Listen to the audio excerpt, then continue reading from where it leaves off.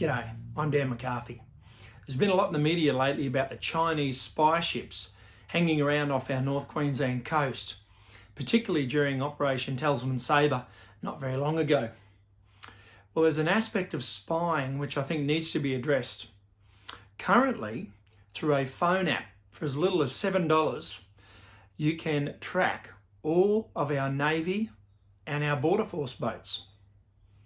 Yep, ridiculous. I'm a mariner myself and I understand how important it is to be able to see what other boats are on the water. I use the Marine Traffic app on a daily basis. But it's there primarily for safety. But our Navy and our Border Force guys are trained to the highest standard. They can navigate very, very well and they can operate quite safely without their visibility being in the public domain. People can literally sit across the other side of the world in the comfort of their lounge chair and see where all of our strategic maritime assets are at any given moment. I think it's too far. You can even set those apps so they send you notifications that every time one of our warships or one of our Border Force boats leaves a port, you get an email notification. When they drop anchor somewhere, you get an email notification. When they arrive at a port, you get an email notification. I'll show you what I mean. Just go in here to my notifications. You can see a list of them there, heaps of them. Roebuck Bay, noon position report. Cape Fulcry, noon position report. Boats arriving in Cairns, boats departing Darwin, etc. And it just goes on and on and on and on. And that's just from me tracking a few of the boats. Now I'll open up the app here and have a look. Just zoom in on the Port of Cairns. We'll go here. Right over here we have, up the creek in Cairns Harbour, we have the Roebuck Bay, one of our Border Force boats. Right there. And then we'll go down the creek a little bit further. In Cairns Harbour still. Just along here we have another one of our Border Force boats, one of our Cape class boats. It's come from Darwin to Cairns. And we'll just zoom out here for a minute. Let's go and have a look at Darwin Harbour. Go and have a look here at Darwin Harbour. Right over here. See alongside the wharf there. We'll just load up here in a second.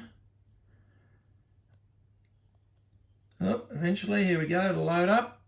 We've got a couple of our Cape class Border Force boats alongside in Darwin Harbour. Oh, having internet issues, it doesn't want to load.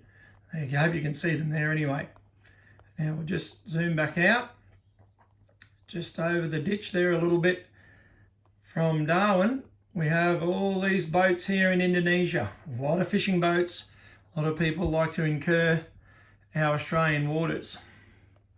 Now, just on the notifications here, you can have a look here and you can track some of the boats if you like. You can see all our Border Force boats there. So you can see where they are at any given moment. Have a look at the Cape York there. Just click on that and you can see there it was, here over in Darwin. Personally, I think this is far too much public exposure for our strategic maritime assets. And that's why I've written to Defence Minister Peter Dutton and asked him to make our boats, all of our Navy boats and our Border Force boats, have them in silent mode all of the time. But it's not only people on the other side of the world watching for military purposes, watching our marine assets, but it's in the Torres Strait. We have people like, people have used the Torres Strait for drug smuggling, people smuggling, bird smuggling, gun running occasionally. So why on earth would we notify those people where our strategic assets are? Yes, they can already go offline, go into silent mode at different times, but why would you allow the other ones that are on the slip in Cairns for maintenance, alongside the wharf in Darwin, Perth, Adelaide, Hobart, or anywhere else? Why would you allow those that information to be out in the public domain to be available to those that are up to mischief? So, and all of that's available for a $20 phone app. So I think it would be prudent that our government takes some steps to hide the whereabouts of our strategic assets at all time. So I look forward to the Minister's reply.